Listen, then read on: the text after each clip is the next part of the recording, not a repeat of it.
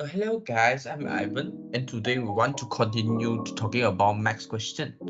And today we need to introduce about our topic is conditional and biconditional. For this conditional statement, first we want to know that what is conditional. A conditional statement is a statement that can be written in the form is P then Q, where P and Q are propositions. There also have another way to express the conditional statement.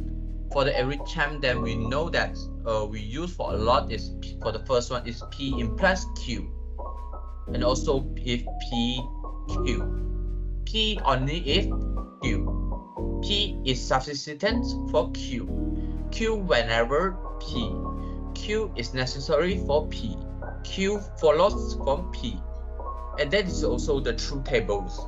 When P is true, Q is true, then P implies Q will be true. When P is true, but Q is false, then P implies Q is also false. But for the 3 and 4, when P is false and then Q is true, then we know that P implies Q is true.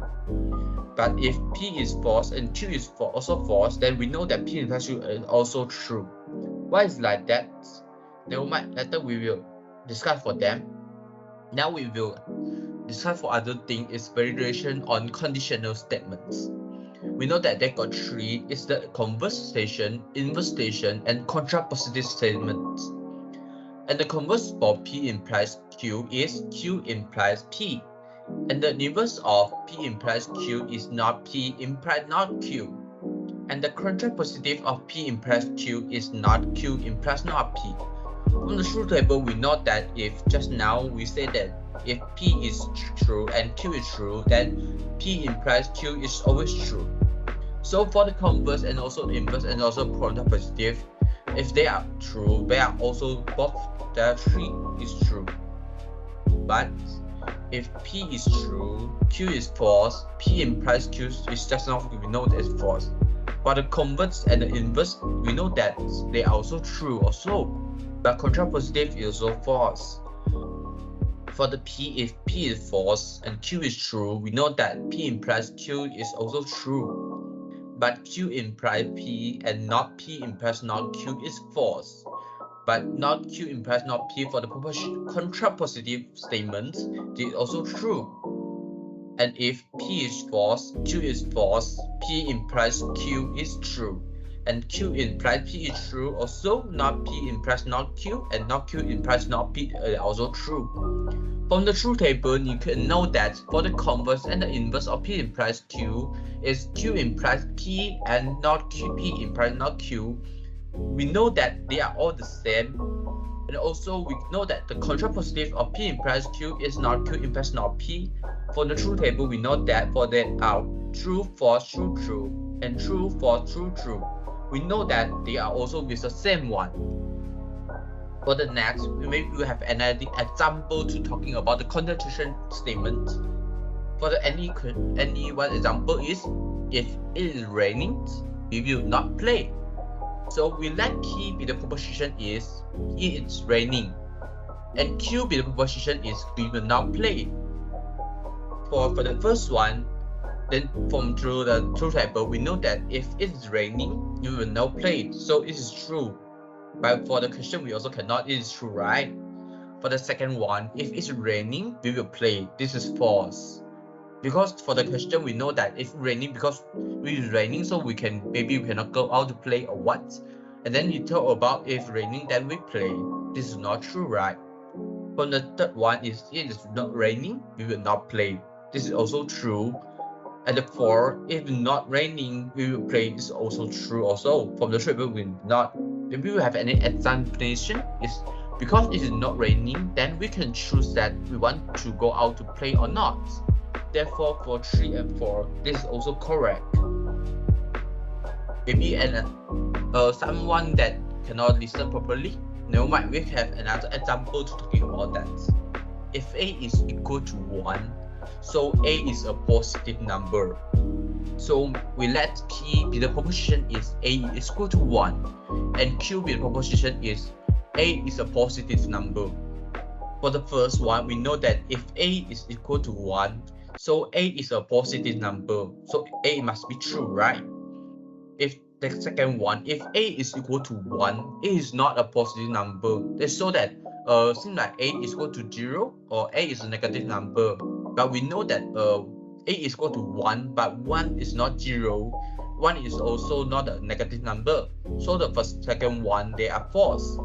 For the third one, if a is not equal to 1, a is a positive number, is true. For the third one, if a is not equal to 1, a is not a positive number, is also true. Never mind, we get an example. If a is not equal to 1 for the 3 and 4, then a can be any number such that we let a to be 2. So for the 3 1, a is a positive number, is true. And maybe we let a become a negative 1. So a is not a positive number, is true also. Therefore, from the truth table, we know that if a is equal to 1, so a is a positive number. If a is not equal to 1, there can be a positive number and also can be not a positive, also can't. And next, we want to discuss about what is biconditional. A biconditional statement is a combination of the conditional statement, and it's converts written in the if and only if form. It seems like we know that P implies P if and only Q equals to P implies Q and Q implies P. From the truth table, we know that when P is true, Q is true, P implies Q is true, Q implies P is also true. So when P implies Q and Q implies P together, they are also true. P if and only if is also true. When P is true, Q is false, P implies Q is false, and then Q implies P is true. So that we know that because they are one false and one true, so we know that P implies Q and Q implies P, they are false. And then so P if and only Q, if Q, so is false also. When P is false, Q is true, we know that P implies Q because P is false, then Q implies Q is always true.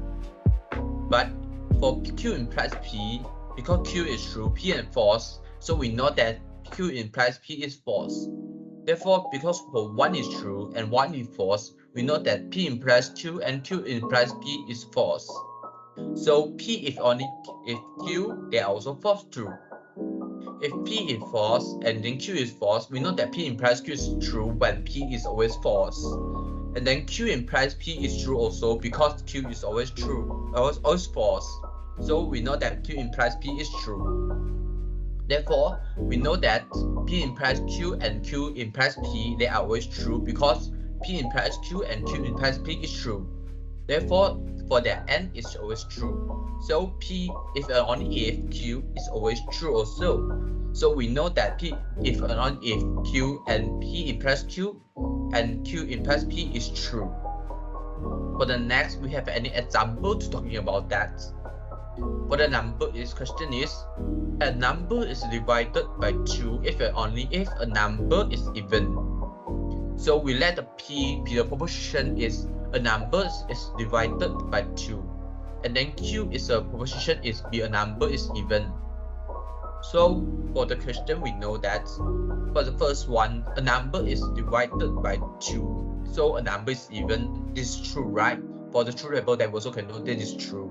For the second one, a number is divided by 2, a number is not even. This is false. And the third one, a number is not divided by 2, so a number is even, is also false. For the last one, a number is not divided by 2, a number is not even, and this is true also. Maybe you have other explanation to talking about that. For the first one, if a number is divided by 2, then the number is equal to 2k when k is integers.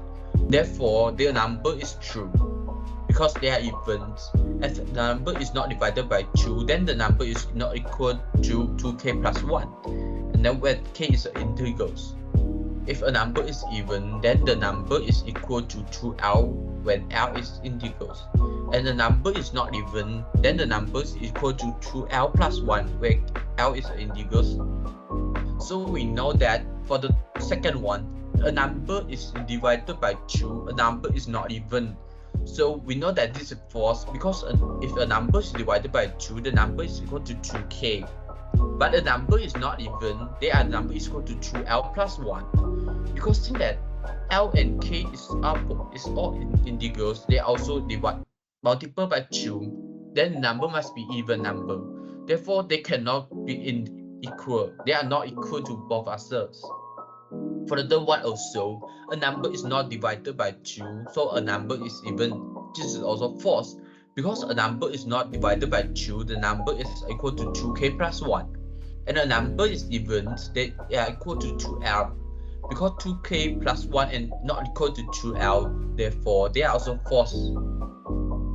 For the next example, we can talk about a is a even number if and only if a plus 1 is an odd number. So we let the p be the proposition is a is a even number and q be the proposition is a plus 1 is an odd number. Then we know that a is a even number, so a plus 1 be the odd number. Is true, right? For the second one, if a is an even number but a plus 1 is not an odd number, they are false. Because we talk about a plus 1 is a odd even number, then a must not be even number. Because for the even number, they maybe need to add more 2 multiple by k or multiple by l, where k and l is integers. So if they are plus 1, so they cannot be the same one. For the third one, a is not an even number, but a plus 1 is an odd number. This is also false. We know that if a is an odd number, so a plus 1 must be an even number. It cannot be an odd number. So for the third one is also false. For the fourth one, a is not an even number, so therefore a is an odd number. So a plus 1 is not an odd number. There's also a plus 1 is an even number. So we know that if a is an odd number plus 1, then we can know that a plus 1 is an even number. Okay, thank you for your attention to talking about today. And remember the most important conditional that if you learn, you will get more smart. Okay? If we're like that, then everyone can go back and study again for that. And this is also my references to talking about the conditional and biconditional and also the example. Okay, thank you guys to talking about that. And we said it later. Goodbye.